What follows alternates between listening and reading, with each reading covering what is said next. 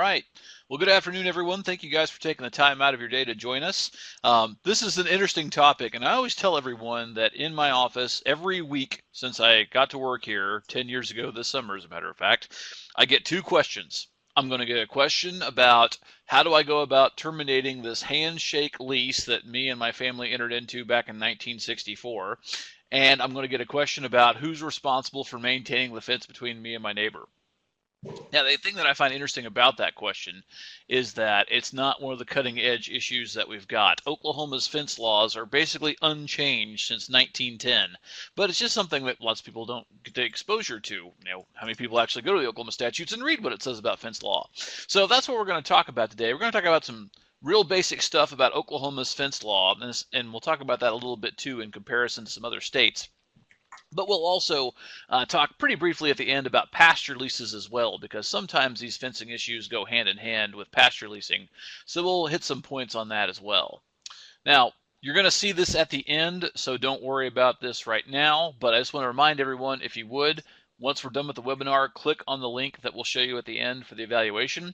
That helps us out a lot in that it gives us evaluation data, which we show to FSA, which gets us grant money, which enables us to do more stuff like this. So we really appreciate that.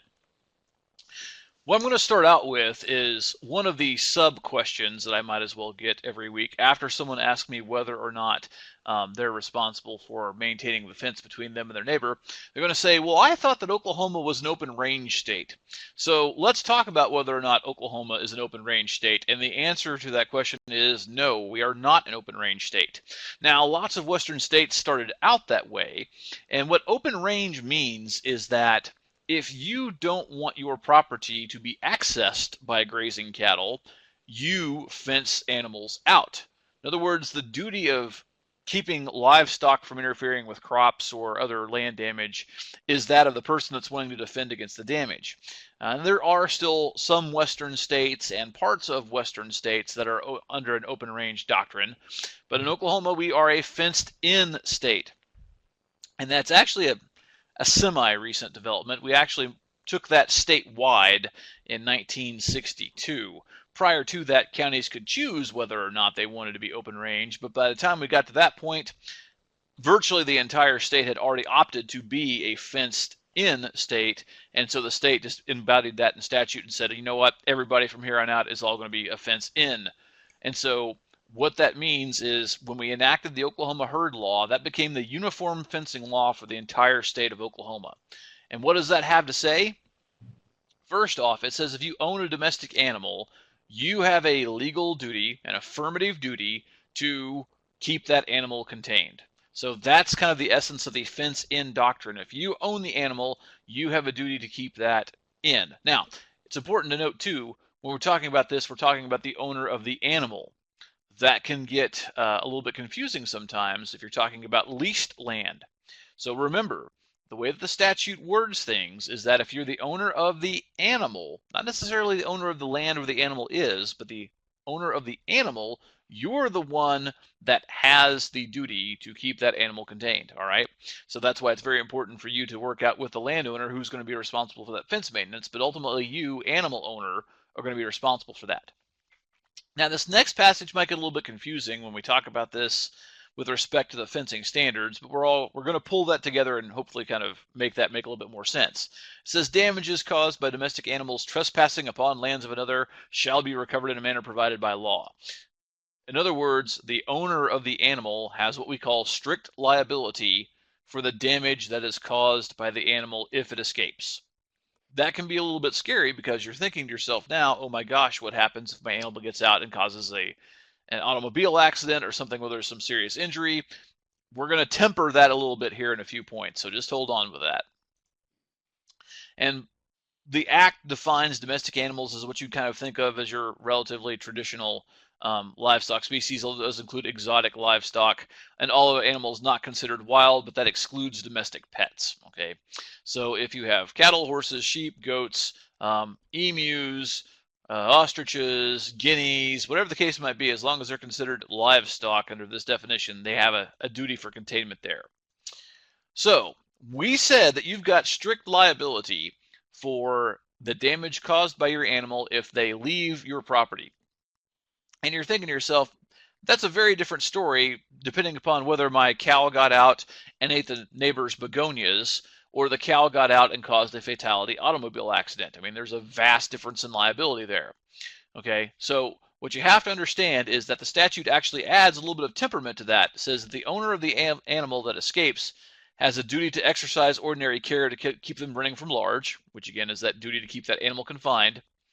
But, and this is a very important one, an owner is not liable for damages caused by domestic animals that have escaped unless it is shown the owner did not exercise ordinary care in confining them in a properly maintained enclosure that's generally adequate to restrain the domestic animals. So wow, there's a lot of qualification in there. If you read all that together, what that's saying is the owner of the livestock is strictly liable for any damages the livestock cause unless, right, unless they have used ordinary care to keep them properly enclosed in something that's generally adequate. So you could almost read the statute upside down to say, if you are using adequate care, maintaining an adequate enclosure for that kind of animal, then you are not liable for those damages. And honestly, that would probably be a much better way to word the statute, because the way that it's constructed right now is pretty darn confusing. So let's talk about that for a second. What does ordinary care mean? And if you read the Oklahoma jury instructions, which would be handed to a jury if you had a case in which someone had caused some damage as a result of their animal being out, it would say, what would a reasonably careful person do under the same or similar circumstances?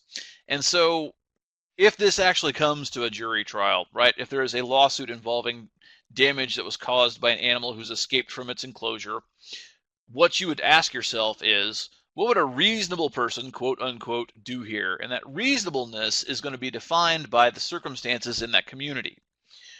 For example, if I'm trying to keep livestock contained on wheat pasture in Garfield County versus I'm trying to keep livestock contained in LaFleur County on pretty mountainous stuff with lots of trees, the kind and type of fencing I'm going to use that's going to be adequate and consistent with the community standards is going to be a lot different in both of those spaces. You know, Garfield County, I might be able to get it with a couple of strands of poly wire going around some temporary wheat grazing. If I'm in LaFleur County, you know, it may have to be 5-strand barbed wire that's pretty substantial because the terrain is just a lot different. And so lots of people ask a question about what's the legal fence, quote unquote, in Oklahoma. And we'll talk about that definition here in a second, but I really don't want you thinking that way. What I want you to think about is what's adequate and proper and generally regarded as standard in my community, given the topography that I face and given the kind of animal that I'm trying to contain. And I'll give you a couple of examples with some pretty advanced Pixar level quality animation here. So let's say our cow just jumps over a perfectly good fence, right? And then we have the classic vehicle animal interaction scenario. If we knew that that animal had a propensity for getting out, right? We know that that cow, by gosh, is just a jumper. It's jumped over the fence 3 times in the past 3 months, and boy, we have a hard time keeping that booger contained. Okay? If that's the scenario, then what the jury is going to say is, if you knew that that cow could leap really high, for example, over the moon, well, then you had a duty to use different measures to keep that animal contained because you know it wasn't your average animal. You should have kept that fenced in a more internal part of your pasture. You should have used higher fences, but that's not reasonable. You weren't using reasonable efforts to keep that animal contained when you knew it had a propensity for getting out. That goes double for maintaining livestock species that are by nature jumpers. Classic example of this is if you're trying to maintain, you know, herds of deer or elk or other species for kind of confined hunting arrangements, things of that sort. High fences are going to be necessary because you're basically trying to domesticate those animals, but you're not using adequate measures to keep those animals confined because you know they're better jumpers than your average cow is going to be. And it's not to say that if your animal got out that you couldn't sue for the damage that was caused to your animal. That's possible too.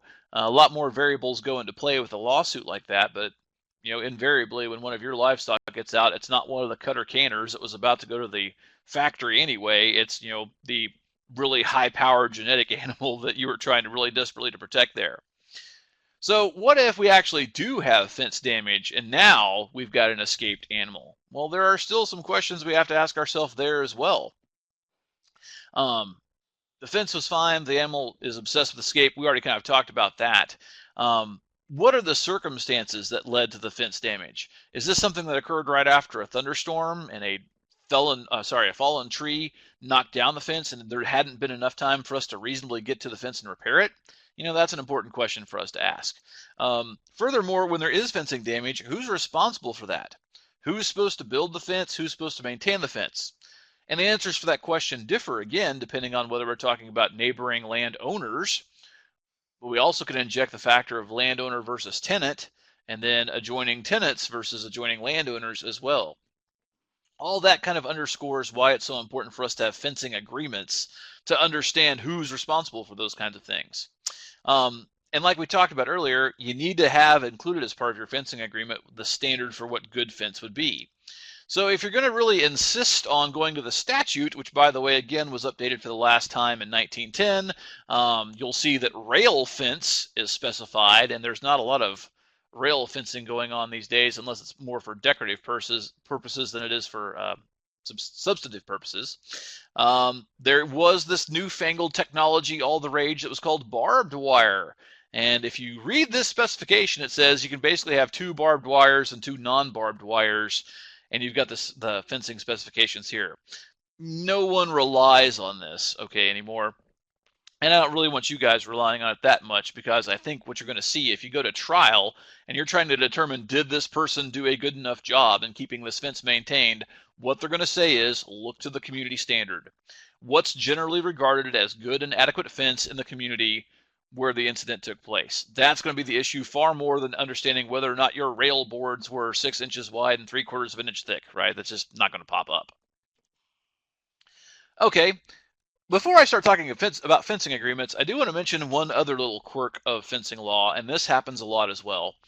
The question arises, what if my neighbor and I just simply cannot come to an agreement about who's responsible for maintaining this fence? It happens a lot. Excuse me. And what happens is if you can't agree, then you go to a procedure that involves something called fence viewers. And if you're familiar with the Surface Damage Act or with condemnation actions, you know that if you're trying to determine what's the amount of surface damages or what should be the value of this land for a condemnation action, what happens is that each landowner appoints an appraiser. Those 2 appraisers then meet and they select a 3rd appraiser. So you have 3 appraisers. They're going to look at this piece of land, look at the planned oil and gas development, or look at what's going to happen as a result of the condemnation, and they arrive at a report that talks about what the value of the land should be. Well, Oklahoma's fencing law borrows that exact same procedure. These people are called fence viewers rather than appraisers. And so if 2 neighbors cannot get together and come to an agreement about how they should maintain the fence that separates them, each landowner appoints a viewer. Those 2 viewers get together and appoint a 3rd viewer amongst themselves. They look at the property, consider the uses of the 2 neighboring landowners, and then come up with a plan for how that fence should be constructed and how the cost of that construction should be allocated between the 2 landowners. Remember when I said that this law hasn't been changed since 1910, and statutorily, the fixed compensation for a fence viewer is $1 a day. So it's a very coveted job. Lots of people are seeking to become fence viewers because that's a solid $1 a day for your efforts, right? And by the way, that's still the procedure to this very day. If you can't come up with an agreement between you and your neighbor about who's supposed to maintain the fence, that's the procedure you follow. The easier way of doing that, though, is talking to your neighbor and coming up with an agreement for how you're going to maintain the fence between you. And by the way, remember, like we said earlier, we need to talk about not only the relationship between neighboring landowners in respect of fence maintenance, but we also need to talk about the relationship between landowner and tenant. Now, we'll get into a few of the details here. First off, what I would tell you to do is start with a survey of the property. Make sure you actually know where the fence lines are going to be off, because it happens all the time. There was a piece of fence that was constructed and people either didn't want to go to the expense of the survey or ignored the survey, and boy, is that fence in the wrong place. I've got one example from a question that an educator brought to me a few years ago where the fence was 100 feet off, and that's a pretty decent distance. The fence was 100 feet off, and that went along an entire section. So it was 100 feet off for a mile. And if you do the math on that, that's 11 acres of land that somebody coughed up because they put the fence in the wrong spot. So if you haven't had a survey of the property conducted, it's probably a good idea to have that survey done and make sure that you actually know where those property lines are. And if the property line is off and the fence has been there for a long time, that's a completely different webinar that we need to talk about with respect to adverse possession. Figure out what the adjoining property owners are doing with the land. If one landowner is using the area basically for cropland and never really intends to keep livestock there, they kind of have a lower incentive for keeping that land fenced. If someone on the other side is using it for intensive grazing, if they're using it for a high-valued species or animals that can be a little bit more testing of fences, like horses or something like that, or if they're keeping something that's smaller and more easily escapable, like a goat or sheep, they may want a tighter, smaller fence. And so if you went to a fence viewer view, you would want to go forward and say, okay, we're probably going to have a different allocation of cost here. That's probably not all going to be borne by one party or the other, but the cost may be unequal because one person's making a much more intensive and much more fence-dependent use of the property than the other one is. You'll want to specify what kind of fence you're going to use. And again, this is going to be a function of the type of livestock species that we're trying to maintain, and it's different strokes for different species. Then, of course, there comes the cost of and method of construction. And there are lots of ways you can go with this. Some people say, look, we're just going to divide up 50-50 between the two of us the cost of having this built by some third party. And that's definitely the least labor intensive way of doing that, but that's sometimes expensive for folks as well. And so what they'll sometimes do is come up with a labor material split. In other words, one party agrees that they'll purchase all of the materials necessary to construct the fence, and the other party will provide the labor to construct the fence. Some people choose a right-hand arrangement, and this is probably one of the most popular myths that we've got in Oklahoma fence law, the right-hand rule. The right-hand rule says, well, the way that you figure out who's responsible for maintaining what is that you and your neighbor meet at the exact midpoint of your common fence, and then you are responsible for maintaining the portion of the fence that is to your right. Same thing for your neighbor. By the way, this only works if you're actually facing each other. If you're facing opposite directions, you're in trouble. Well, that actually is the law in Kansas and some other states, but it is not the law in Oklahoma. Oklahoma's fencing statute has nothing to say about the allocation of cost or responsibility for maintaining a neighboring fence. It's entirely left up to a fencing agreement between you and your neighbor. After you've established what you're going to do to build the fence, you can also start talking about maintenance responsibilities. Who's going to be responsible for maintaining the fence? Are you going to have, again, a third party do that? If you identify that there is a deficiency, do you have a split on labor and materials again? How do you go about agreeing on when there's a deficiency in the fence? And again, a deficiency for someone who's maintaining sheep might be different from someone who's maintaining horses. Notice provisions. When we have a notice to say, hey, we need to get together and meet to discuss the allocation of costs for a repair or for a rebuild of this fence, what address should that be sent to? If there's an emergency, who should we contact and by phone, right? That should probably be a mobile number. Do we want to make this a covenant or an easement that runs with the land?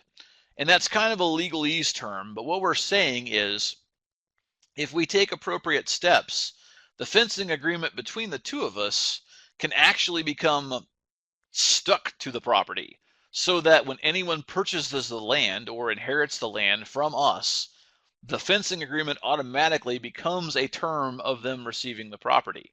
In some circumstances, that might be a good thing, and you want to think about doing that. In order for that to happen, though, you're going to have to record that in the county land records, which we'll talk about here in a second. If there are disputes, do we want to establish that we have to go to ag mediation to do that? And by the way, a fencing dispute is the classic ag mediation sample problem.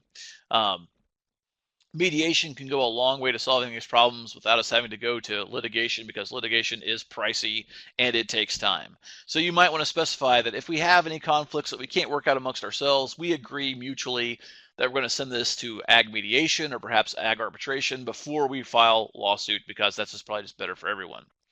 And then, like we talked about earlier, you can record your fencing agreement in the county land records, basically just alongside the deeds for the properties themselves.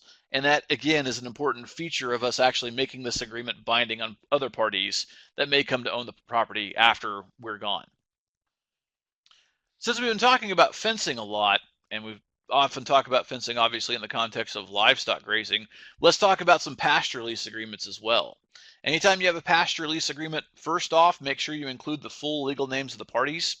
If the land is held in a trust or an LLC, a partnership, or any other form of entity, let's make sure we actually get them as parties to the agreement, not the individuals that are involved. Like we talked about with surveys with fencing agreements, make sure that we actually have a complete and correct legal description of the property so that people know what they're actually leasing there. Specify when the lease is going to start and when it's going to end. If it's going to be a renewing lease or something that's just going to last for a specific period of time and then end, and a new lease has to be entered if someone wants to stay on the property, be very clear about that. Stocking rate, stocking rate, stocking rate, stocking rate. I've seen so many pasture leases that don't specify anything about fencing or about stocking rate, and boy, is that a recipe for trouble. So make sure that you specify what the maximum, and in some cases perhaps minimum, stocking rate needs to be, and how that stocking rate is going to be determined. If it's a set number, that set number might not be accurate for the actual needs for maintaining our pasture grass if it's a really dry year. So stocking rate may be defined as animals, it may be defined as a number, it may be defined as a minimum height of forage maintenance. We're going to keep animals in here so long as the average forage height is maintained at 5 inches. Okay, then the next question you have to ask yourself is, what methodology are we going to use to determine that?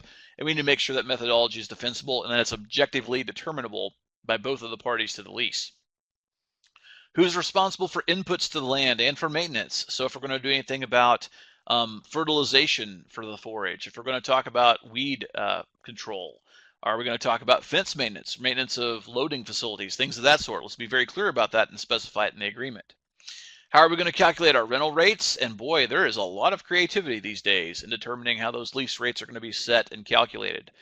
Some of them are just good old-fashioned straight-up cash leases. Some of them are leases on gain.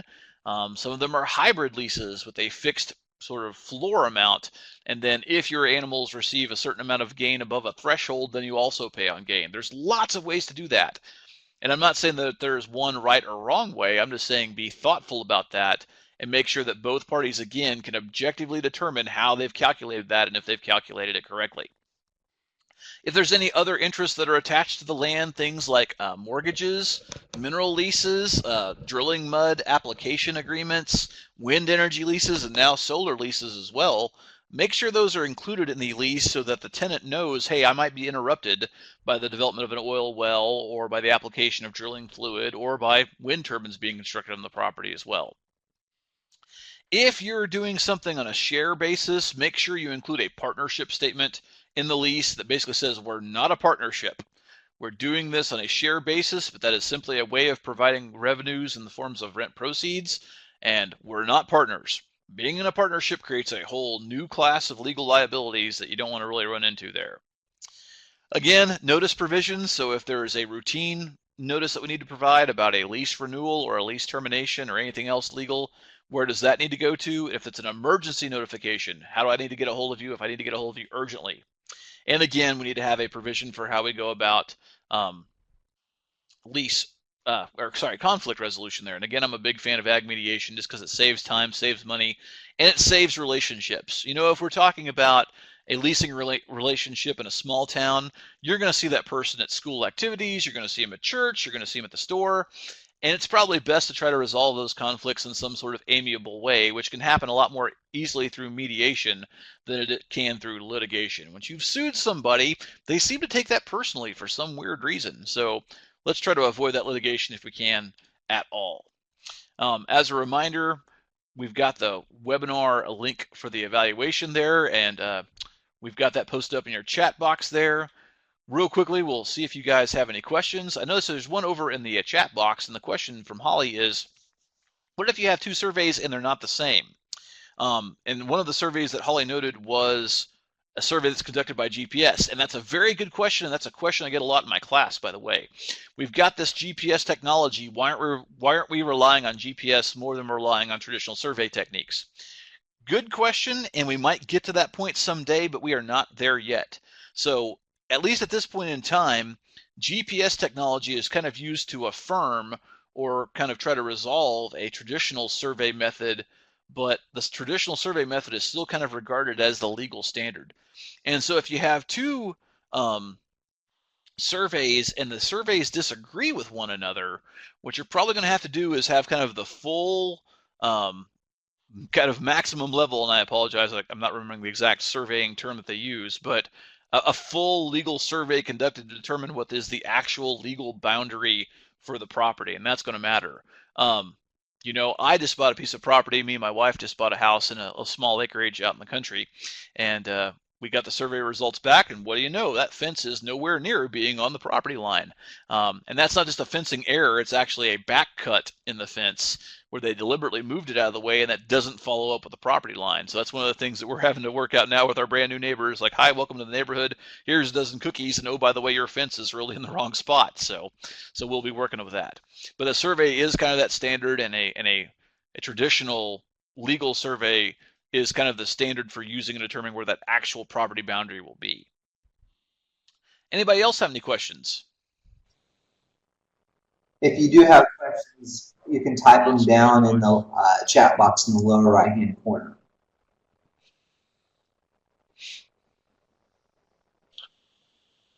Oh, so we have a few questions coming in there, so we'll wait on those.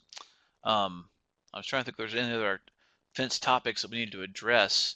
I'll just go back and say, oh, what if the neighbor is a state agency? Well, then things are even more fun because you always know that you can fight City Hall, right? No, wait, that's not how that proverb goes. You know, if the fence is in the wrong place and your neighbor is a state agency, that's okay. They can still fix that. The procedures are actually still the same. And that's one thing that you may have to deal with there. And you know, lots of times we talk about this in the context of fencing controversies, but many times fences are borders. And if we talk about a border being in the wrong place, then we start talking about quiet title issues and how to actually settle the proper legal boundary. And so sometimes that can actually come up in the context of a quiet title suit where the survey may be wrong and you're not just trying to figure out where does the fence go, you're trying to figure out what's the actual legal property boundary. And so sometimes it's accomplished through a quiet title suit, and quiet title suits can be brought against state agencies as well. So that can happen. Just because the neighbor is the state does not mean that there's not a remedy for that property owner. So that's a really good question. Anybody else? Well, if not, again, remember a reminder, please do fill out that survey. That helps us out a lot. If you do have later questions, just give me a holler. You can reach me here on campus. Find me in the extension directory. Email is probably the best way of going about it because in the summer, we're oftentimes out of the office trying to enroll freshmen or trying to go to conferences to try to convince people that we actually did some work during the school year and presenting those research issues. But email, phone, feel free to contact me. We're happy to help with that. If there are no other questions, I guess I will turn it back over to our august and capable session leader, Brent. Thank you, Dr. Farrell. Thank you, everyone, for joining us today. As Dr. Farrell mentioned, a link to the webinar survey is down in the chat box in the lower right-hand corner if you'd fill that out for us. We'd appreciate your input, and thank you very much. Thank you all.